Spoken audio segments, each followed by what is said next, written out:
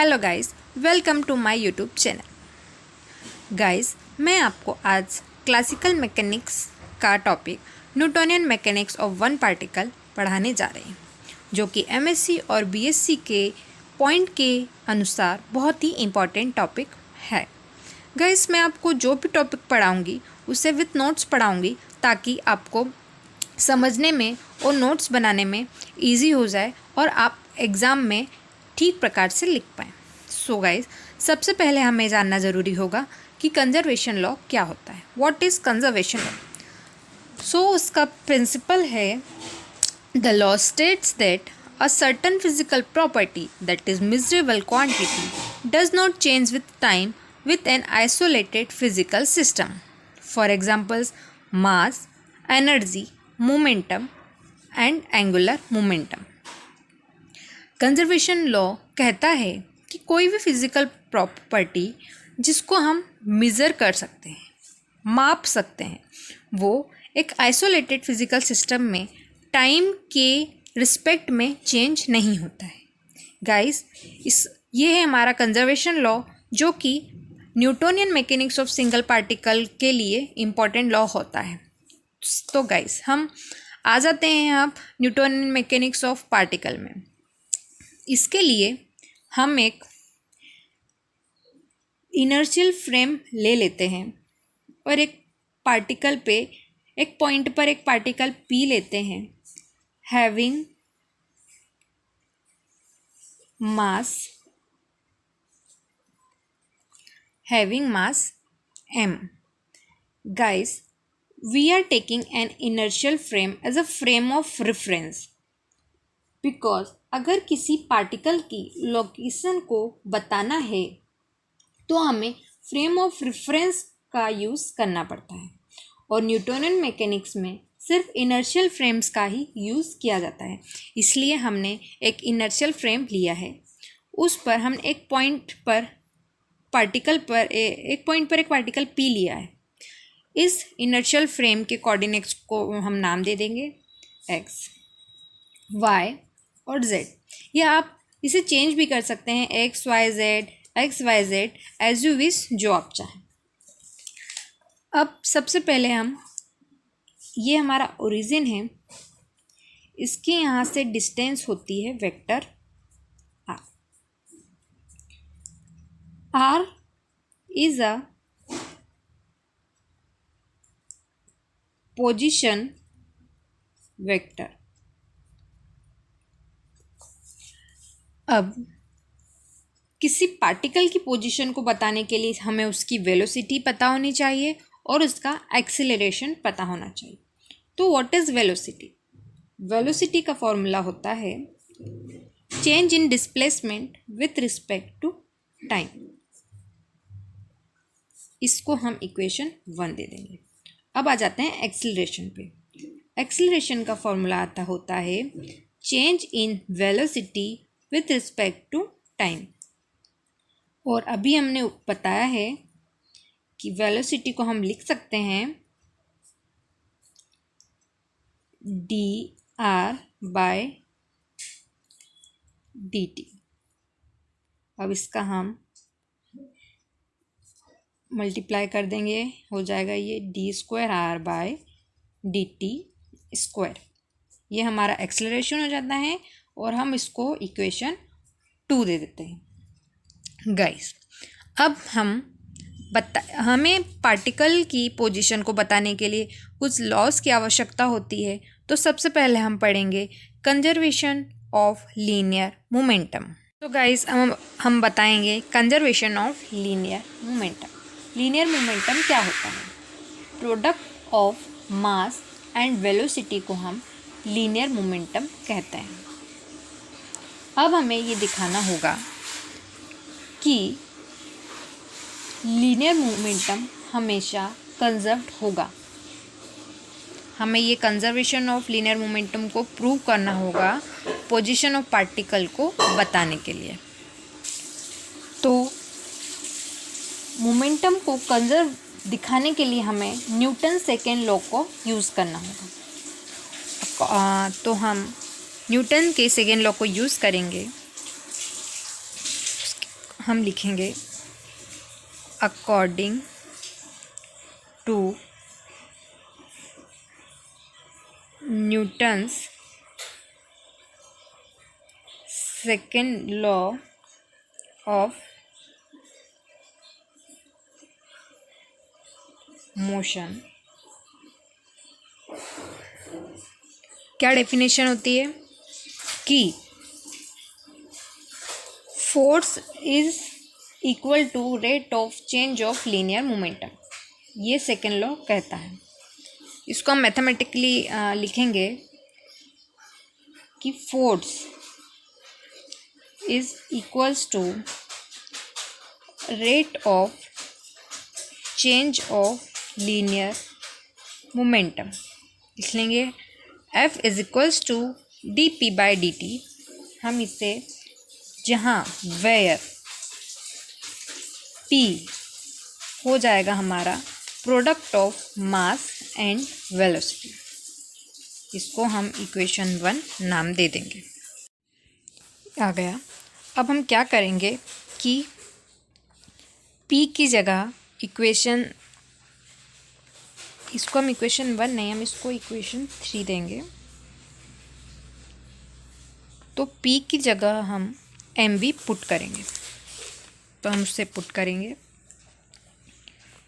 Vector F is equals to d/dt। P की जगह हम पुट करेंगे mv। m कांस्टेंट है तो हम उसको बाहर निकाल देंगे और v लिखेंगे। हम जानते हैं कि dv/dt को हम एक्सेलरेशन लिख सकते हैं, को हम एक्सेलरेशन लिख देंगे। इससे हमारी ये क्वांटिटी आ गई F is equals to ma, which is called the Newton's second law. हमारे न्यूटन सेकेंड लॉ का main form F is equals to ma ही होता है। अब किसी पार्टिकल पर क्या फोर्स लग रहा है उससे हमें मोमेंटम पता चलेगा। तो अगर किसी पार्टिकल पर जो मैक्सिमम फोर्स है या नेट फोर्स है वो 0 होगा तो उसका जो मोमेंटम है, लीनियर मोमेंटम है, वो कांस्टेंट हो जाएगा। हम इसको लिखेंगे इफ़ द नेट फोर्स और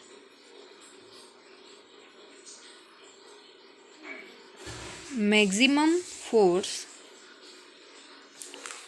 on a particle is 0, then linear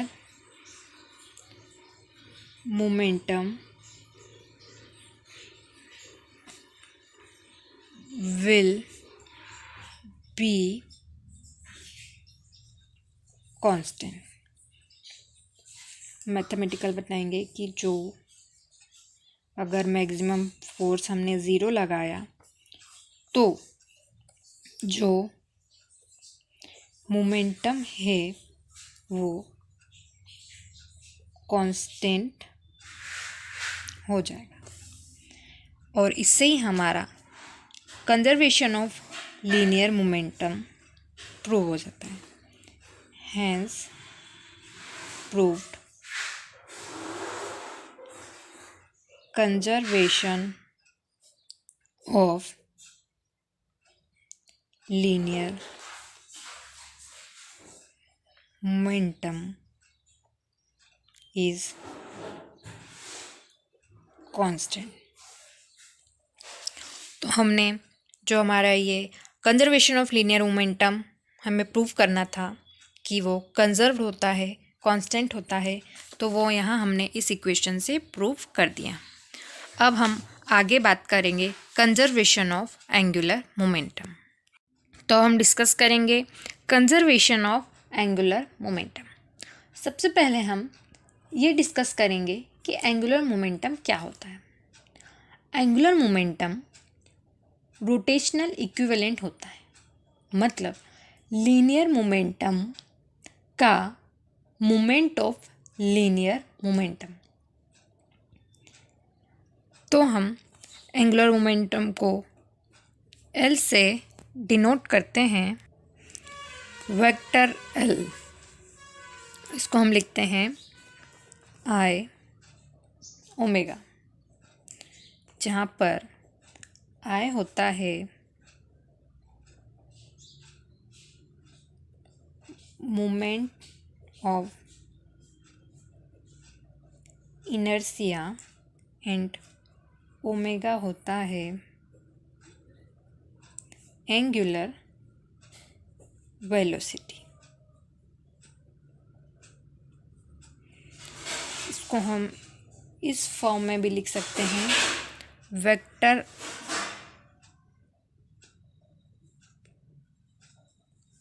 are cross P,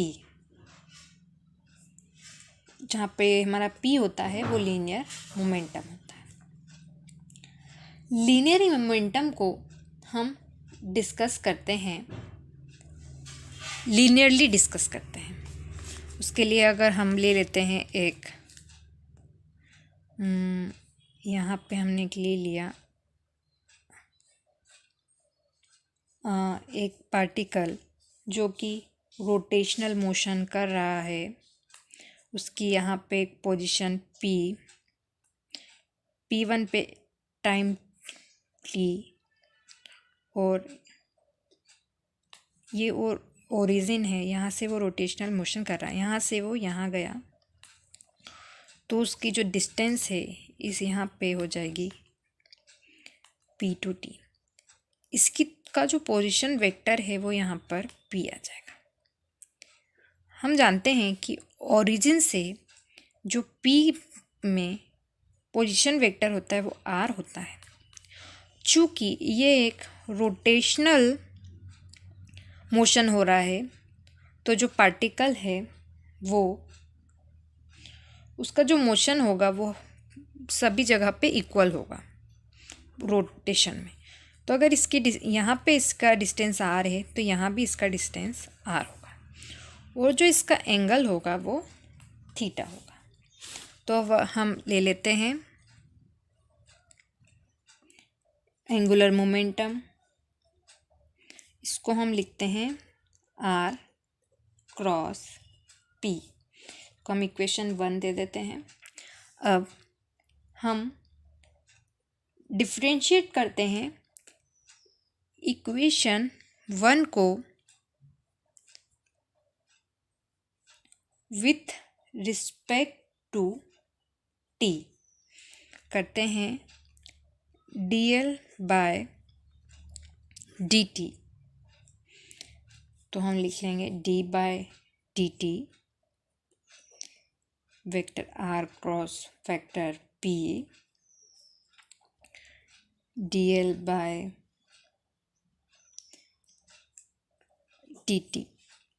अब डिफरेंशिएशन के फॉर्मूले से हम जानते हैं कि डिफरेंशिएशन का एक फार्मूला होता है, इसमें दो फंक्शन का जब प्रोडक्ट होता है तो हम उसको ऐसे डिफरेंशिएट करते हैं कि differentiate of first function cross second function plus differentiate of second function cross first function.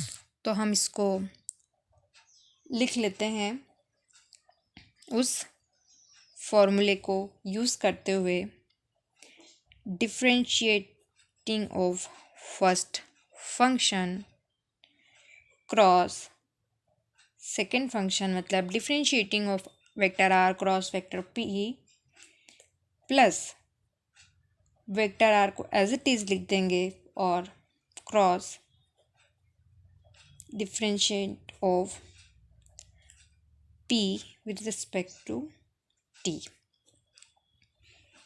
अब हमने जानते हैं या पिछले फॉर्मूले में कुछ टर्म्स यूज़ कर चुके हैं कि P को हम लिखते हैं mv और V को हमने बताया था dr बाय dt, और F को हमने बताया था dp by dt। Using these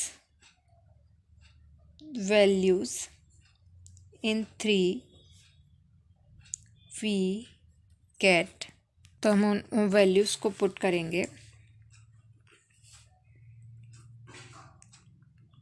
dl by dt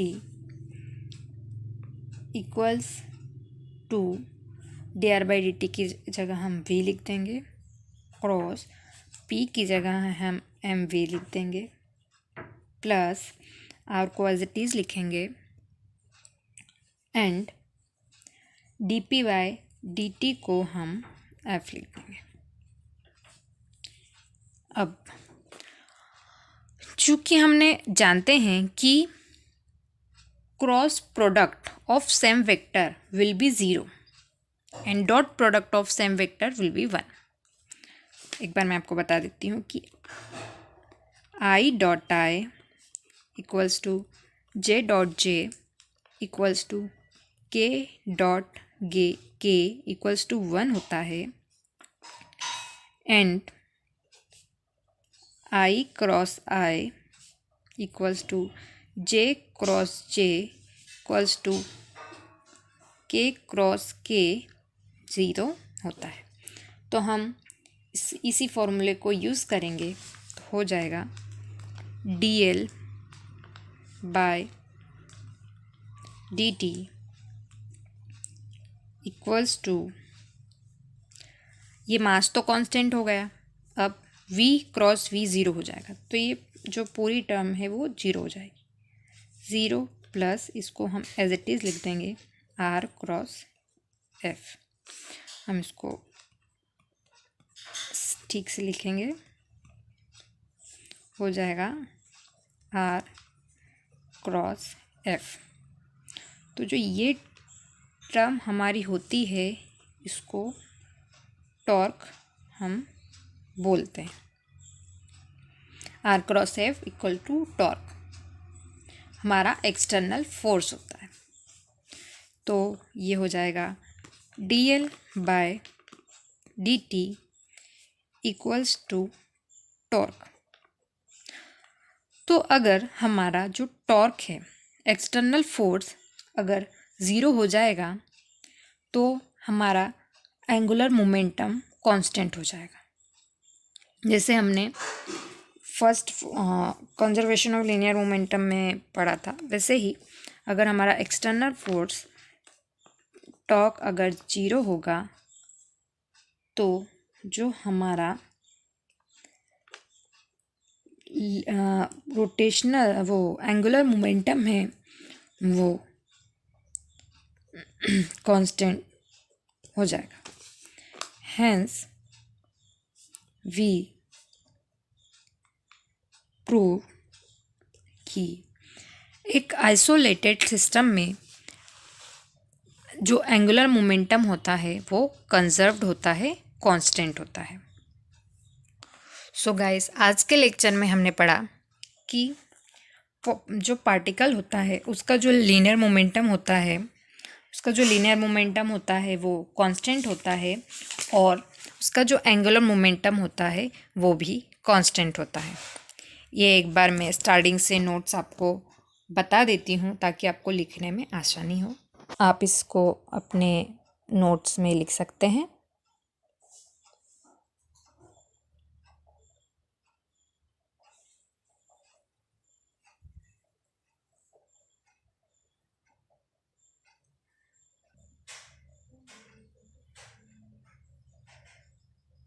अब हम समझेंगे कंजर्वेशन ऑफ एनर्जी।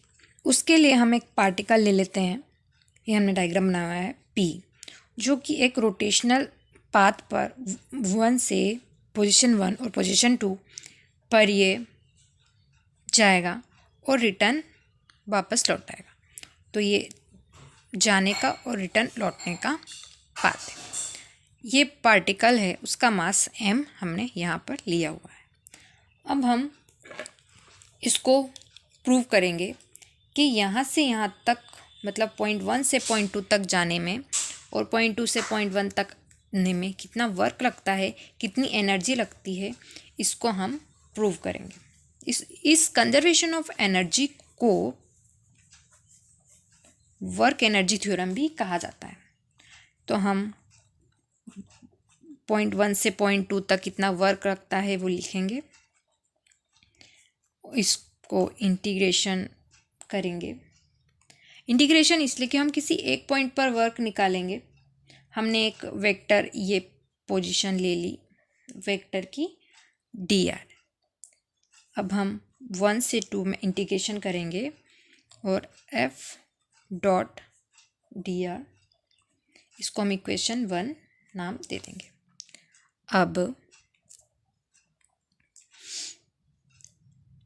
अब हम क्या करें, हमें पता है कि F is equals to ma होता है न्यूटन सेकेंड लॉ के अनुसार, और a की वैल्यू dv/dt होती है, हम पहले पढ़ चुके हैं। ये हमने ऐसे लिख लिया। इसका डेरिवेशन, ये पूरा जो डेरिवेशन है ये वर्क एनर्जी डेरिवेशन, आप इस एनर्जी में इस डेरिवेशन को हम लिख सकते हैं। अब हम इसमें क्या करेंगे, dr का डॉट प्रोडक्ट कर देंगे ये बनाने के लिए। इसमें हम dr का, तो हम लिख देंगे m dot dv/dt dot dr। अब हम इसमें क्या करेंगे, dt का डिवाइड और मल्टीप्लाई करेंगे। तो ये dt का हमने डिवाइड और मल्टीप्लाई कर दिया। तो अब इसको हमने अलग कर लिया, तो हम इसको ऐसे लिख सकते हैं m dv/dt cross dt, dr/dt को हम v लिख देंगे। तो यहाँ से dt से कैंसिल हो जाएगा। अब हम इसको लिख सकते हैं f dot dr equals to m v dv। इसको हम इक्वेशन 2 लिख देंगे। इस इक्वेशन को हम 1 में पुट करेंगे तो W12 equals to 122 mv dv। हमने इसको पुट करा, हमने इसको लिख दिया mv dv। चूँकि हमारा मास कांस्टेंट होता है तो हमने उसे बाहर निकाल लिया, अंदर बचा v dv। अब हम इसका इंटीग्रेशन कर देंगे नेक्स्ट पेज पर।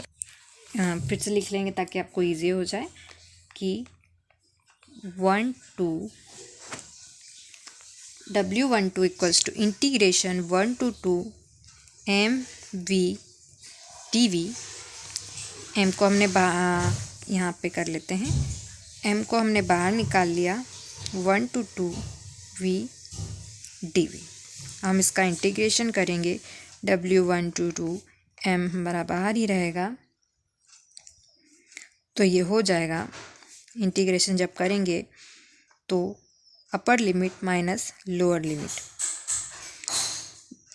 v²/2 minus v1²/2। ये हमारा हमने इसमें लगा दिया एक करके। अब हम इसमें m का मल्टीप्लिकेशन कर देंगे तो हो जाएगा mv2²/2 माइनस mv1²/2। हमें पता है कि mv²/2 या हाफ mv² को हम काइनेटिक एनर्जी कहते हैं। 1/2 mv ये हमारी काइनेटिक एनर्जी हो जाती है, जिसको हम t से रिप्रेजेंट करते हैं। तो हम इसको लिख लेंगे, ये T2 पे काइनेटिक एनर्जी पॉइंट T2 पे, और ये मतलब kinetic energy T2 minus T1 जो हमने डायग्राम बनाया था। तो ये हमारा इनिशियल पॉइंट पर 1 पे जो काइनेटिक एनर्जी थी और ये काइनेटिक एनर्जी पॉइंट 2 पर थी। ये हमने इसको ऐसे लिख लिया। अब हम इसको जो एनर्जी है वो चेंज हो रही है तो हम इसको चेंज इन डेल टी लिख सकते हैं। एनर्जी इनिशियल पॉइंट से फाइनल पोजीशन तक उसकी वैल्यू चेंज हो रही है, यही हमारी कहलाती है वर्क एनर्जी थ्योरम। इस पॉइंट पर काइनेटिक एनर्जी और इस पॉइंट पर काइनेटिक एनर्जी, दोनों की काइनेटिक एनर्जी मतलब T2 से T1 मतलब माइनस करेंगे तो हमारा वर्क निकल आएगा। यही हमारा कंजर्वेशन ऑफ एनर्जी और वर्क एनर्जी थ्योरम कहलाता है। तो आज हमने आपको बताया कि conservation of angular momentum, conservation of linear momentum, conservation of energy. Thank you for watching my video. अगर आपको वीडियो पसंद आए तो लाइक, सब्सक्राइब और शेयर करना ना भूलें। Thank you so much.